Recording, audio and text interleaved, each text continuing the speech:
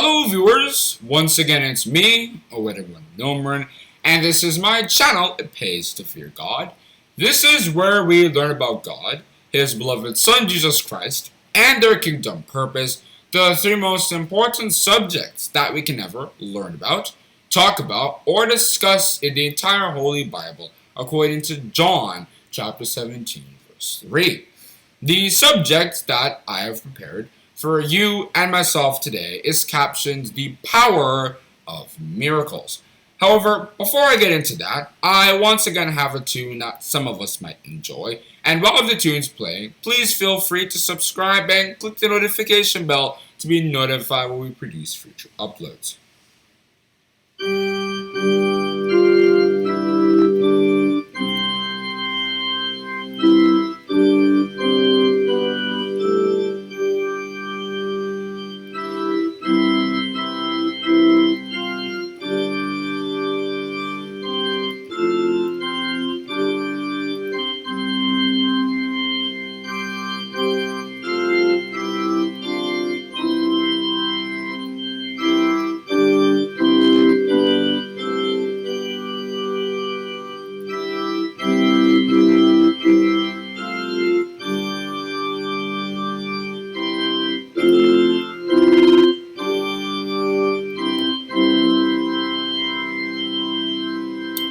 Once again, the subject that I have prepared for you and myself today is captioned The Power of Miracles. Miracles are like advertisements. Advertisements can come in a lot of varieties, whether it's to convince you of something, whether it's for you to know something, whether it's for you to go ahead and do something, buy their product. Advertisements can make you believe in doing something. And similarly, miracles are things that God does, usually supernatural things that are odd, strange, weird in a sense, that can make you believe in something. And miracles were all over the Bible, especially Jesus Christ. Jesus Christ did many miracles, many that weren't recorded, but many that were. And in John chapter 20, verses 30 and 31, when the writer of the book John was talking about the purpose of Jesus Christ's miracles, he stated, "And many other things did Jesus Christ in the presence of his disciples, which were not written in this book. But these were written, that ye might believe that Jesus is the Christ, the Son of God, and that believing you might have life through his name." Jesus Christ knew that it's hard to believe things without you having some kind of evidence, or in the sense that without having something spectacular that can build your faith up. And that was why in John chapter 4 verse 48 he stated, "Except ye see signs and wonders, ye will not believe." And apart from the many miracles that Jesus Christ did, which made many people believe, if you read John chapter 2 verse 11 and verse 23, chapter 3 verse 2 with Nicodemus acknowledging that we know that these miracles come from God and they make us understand that you are truly the Son of God, and also John chapter 6 verse 2. But not only does the New Testament have miracles, the Old Testament also has many miracles that God himself did. For example, in Exodus chapter 3, from verses 1 to 6, in order to attract Moses and start off that conversation, he made a tree burn. Except the tree wasn't actually burning. There was fire around it, and it was raging and stuff, but the tree wasn't actually burning, unlike how with physics that would usually happen. And then Moses, knowing this, was like, "This is very interesting. Why is the tree not burning?" And then he approached it, and then the whole conversation started from verses 3 to 6 and so on, where God appointed Moses in order to do the job that he later successfully ended up doing. But that was the miracle. And the miracles from Exodus chapter 7 to 11 are the same. They were very supernatural ideas. All the locusts, all the flies, all the gnats, everything. All of those things couldn't happen, not only without God's power, and they were only happening because God was using it to make both Pharaoh and the Israelites understand that he is God and nobody can change that. He is God and there is none else. If we read Isaiah chapter 45 verse 18, chapter 43 verse 21, and many other places all over the Bible.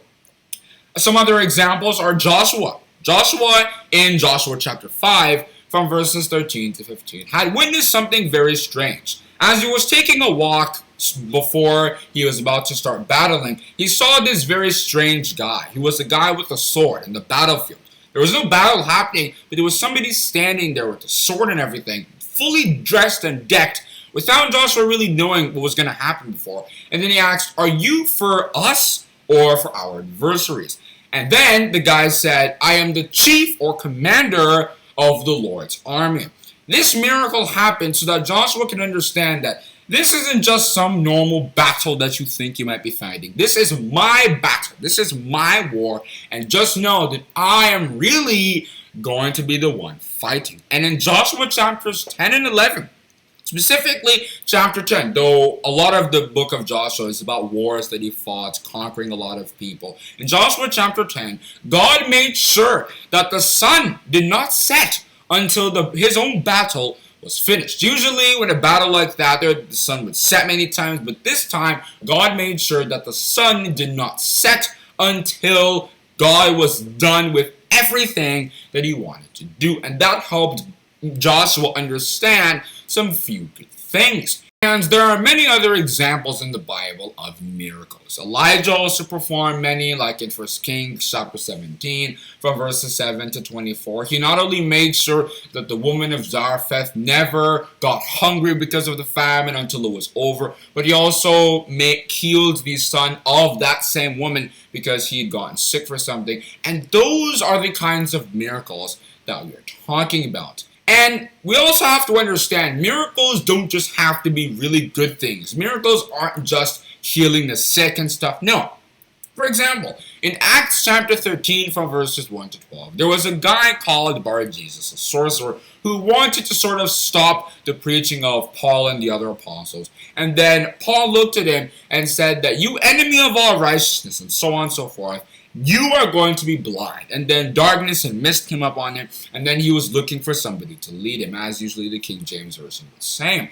Even though this was bad for the sorcerer, remember, sorcerers aren't good, but this made the general that Paul was trying to talk to believe, and that is the purpose of all miracles. Miracles aren't just there so that we can be entertained, so that, and many people even sing like, we want miracles, please bring another Elijah, that kind of thing. No, because miracles are simply to bring people to the faith.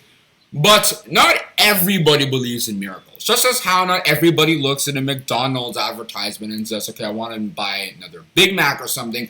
Not everybody wants to believe in miracles. For example, if we read John chapter 11 from verses 32 to 44, we see that Jesus Christ resurrected the dead, Lazarus at the time. However, though many people did believe, especially the ones who had saw him perform such a thing, there are people who didn't believe and went to go report it to the Pharisees. And instead of the Pharisees believing in the miracles, yes, this is the Son of God, instead they said, "We have to make a council and we have to put this guy to death because he's doing many miracles and he's going to bring everybody that we used to formerly lead to himself, and we're going to have nothing, and then the Romans are going to kill us." And, they plotted everything out. They plotted to kill Jesus, not only because they envied him, but because they hated him and did not believe in his miracles. Jesus Christ had also talked about this unbelief in John chapter 12, from verses 37 to 43, explaining how miracles aren't going to rescue everybody. There are people who will look at everything that is happening and want to kill the person who is making it happen instead of believing in the miracles, because their hearts have been hardened and their ears have been waxed gross. If we read Matthew chapter 15 from verses 7 to 9, that John chapter 12 from verses 37 to 43, Isaiah chapter 6 and verses 9 and 10, and Matthew chapter 13 from verses 10 right down to verse 16. And in Hebrews chapter 2 and verses 3 and 4, St. Paul, talking about this, had stated, "How shall we escape if we neglect so great salvation, which at the first began to be spoken by the Lord, and was confirmed unto us by them that heard it? God also bearing them witness, both with signs and wonders, and with diverse miracles, and gifts of the Holy Ghost, according to his own will." What St. Paul meant by this is that when we forget about the miracles that God is doing, hate the people that are exercising them. Those things are going to taunt because those were the opportunities that we have to see who God really is and understand how that works. And for such reasons, if anybody is telling us, oh, I'm going to believe in God once I get to see God, like God is going to reveal His glory, even though it's too powerful for that. If we read Exodus chapter 33, verse 20, such people are not going to believe God. Because St. Paul said in 2 Corinthians chapter 5, verse 7, that we should walk by faith, not by sight. Now, I think it's time that we should take miracles to another level. Because miracles aren't just these big natural phenomenons like surviving a car crash or a plane crash or a rocket crash or there being a hurricane or like what happened in Exodus chapter 14 where the Israelites were saved with the big waves and stuff and there being that sand path. Those are not all the miracles that we talk about. For example, it is a miracle that the beast in these last days actually came into existence. Because when Jesus Christ defeated the kings, the big powers, when they were shaken because of the fact that Jesus Christ has taken office and He is ruling in the midst of His enemies. If we read Psalms chapter 110 verse 2, many people would have thought this is the kingdom of God fully established because Jesus Christ has finally come in office and He's taking over everything and He's making sure that all things are to Himself. If we read that 1 Corinthians chapter 15 from verses 24 to 28, handing it back to God at the end. However, it was a miracle when the beast rose up out of the sea, that is, to rise up out of defeat. If we read that Revelation chapter 13, verse 1, or from verses 1 to 4 for more details. It rose up out of defeat with now 7 heads and 10 horns. That is, after they were defeated by Jesus Christ, they came into a confederacy. Before, kingdoms would rule on their own, try to take other people's lands, but now everybody is trying to bring into one thing. They've already done so, and now they're trying to reap from it. But God said that even though you think you can do so, I am going to come after you. Isaiah chapter 9 in verses 9 and 10 explains this, specifically in verse 10, where it says, the bricks are fallen down, but we will build with hewn stones. The sycamores are cut down, but we will change them with cedars. What this text means is that when the kings were defeated and Jesus Christ took office and everything started happening, the people said, no, you aren't just going to defeat us like that. We're still going to hold our people captive. If you read Jeremiah chapter 50 and verses 33 and 34, this means they still want to have control over the worlds like Pharaoh did not let the people go. If you read Exodus chapter 8 verse 15, all over the place. He kept hardening his heart and making sure that the people didn't go away without there being more trouble. And the beast is doing the same in these last days. People are making all kinds of miracles, innovation, change, the bottomless pit. It is going crazy in these last days. Before, people would be praising God, saying, who is like unto thee? Who is able to be like thee? Exodus chapter 15 verse 11. But unfortunately in these last days, if we read Revelation chapter 13 and verses 3 and 4, it is, who is like unto the beast and who is able to make war with him? The inventions that are coming in this world and what people are doing, both with their money, their time, etc., have been considered miracles because what they're doing are attracting so many different kinds of people. Like how the Gentiles were attracting the Israelites and they rejected God. If you read 1 Samuel chapter 8 and verses 7 and 8. It is very important that we understand that the beast is a big miracle worker in these last days. If you read Revelation chapter 13 from verses 13 to 15 and chapter 16 verse 14 and even chapter 19 and verses 20 and 21. And because of the miracles that the beast will be performing in these last days, in Matthew chapter 24 and verses 15 and 16, Jesus Christ warning his disciples about the time and what is going to be happening in these last days had stated, when ye therefore shall see the abomination of desolation, spoken of by Daniel the prophet, stand in the holy place, whoso readeth, let him understand. Then let them which be in Judea flee into the mountains. Meaning that if we see the miracles that are happening with the beast, then of course we will, because we live in reality, we live in this world, we are not supposed to subscribe to them, believe in them, if we read Revelation chapter 14, verse 9, but rather we're supposed to stick with God and commemorate His miracles instead of believing in the ones of this world. The biggest miracle that any individual can ever have is being called to the faith. When we don't have that experience of us now being converts and we start really focusing and being dedicated both to the scriptures and through that to God, we haven't been converted, and the miracle that happens hasn't actually come. People who would ideally never become Christians ended up becoming Christians and overdid most others who were born in the faith, etc. Like St. Paul, if we read Galatians chapter 1 from verses 11 to 16, and 1 Timothy chapter 1 from verses 12 to 17, and even at 1 Corinthians chapter 15 verse 10. He labored more abundantly than all the other apostles in his area at the time. The people also talked about in Ezekiel chapter 39 verse 13, the people that will understand what is happening in these last days, it being a renown unto them the day that God has set up His kingdom, which is now, and everything is starting to happen, is a miracle, because it is very rare to see such people who will forego all the things in this world, the amazing things that the beast is cooking in these last days, and decide to stick with God, fleeing into the mountains, if we read Matthew chapter 24 and verses 15 and 16, because they prefer God. Because in John chapter 6 verse 44, Jesus Christ said, "No man can come unto the Father except the Father which hath sent me draw him, and I will raise him up at the last day." Anybody who decides or is a convert and decides that he wants to devote his life to God has witnessed a miracle in his own eyes, because most times it is people who were formerly nothing before, they were just doing their lives, but come to know God, that they become very successful spiritually. It's very important that we keep this in mind, and Jesus Christ was a living example of it.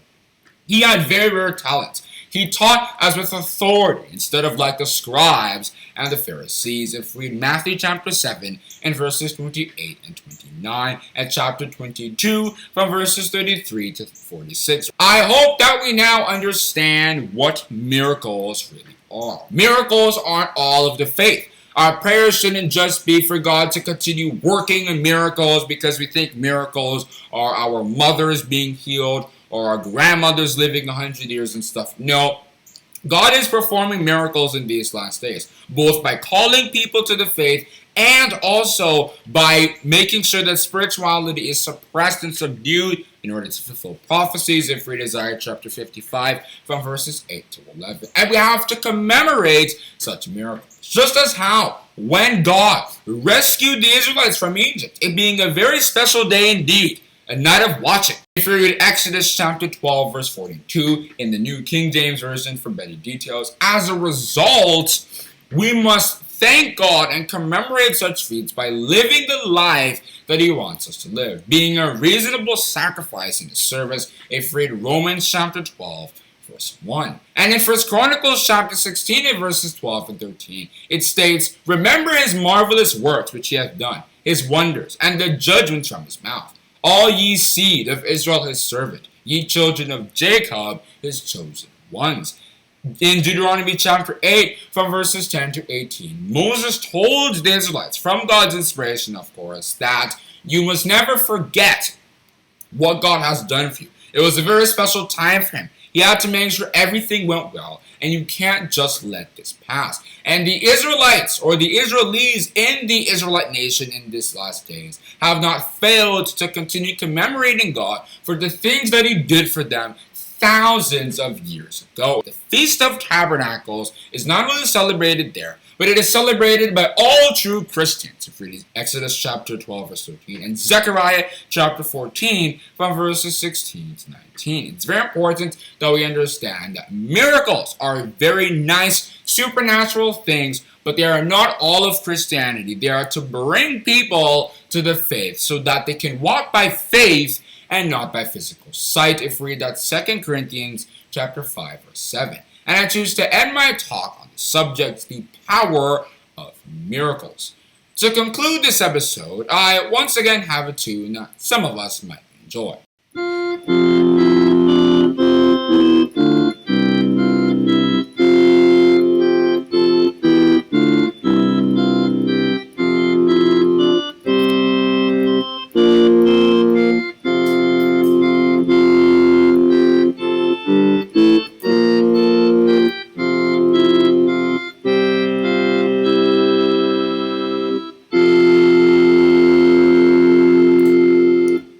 Hope you enjoyed this video. Hope you learned something most importantly. Please try to subscribe, share this video, and click the notification bell to be notified when we make future uploads. Thank you for listening.